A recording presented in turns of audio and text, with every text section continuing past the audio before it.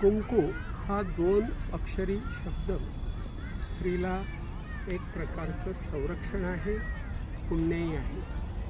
स्त्रीने ह्या कुंकवाचं संरक्षण करणं आणि या कुंकवाच्या भल्यासाठी वागणं आणि पिढ्यानपिढ्या आपल्या सुसंस्कृत करणं हे अत्यंत महत्त्वाचं आहे.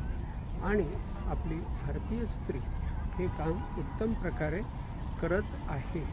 कारण सिंदूर, एक चुटकीभर सिंदूर असं जर म्हटलं आपण तर त्याच्याशिवाय स्त्रीला महत्त्व नाही.